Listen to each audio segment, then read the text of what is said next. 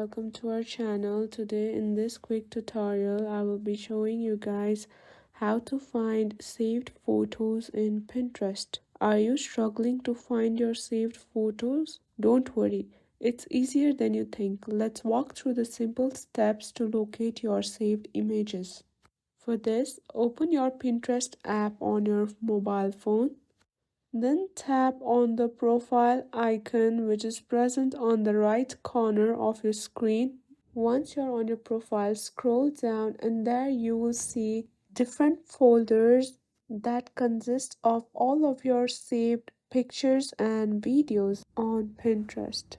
And that's it, you have found your videos and photos saved on Pinterest in just few easy steps. Remember to explore your saved images whenever you need inspiration or ideas. I hope you found this video useful. Please don't forget to like, share and subscribe for more helpful tips.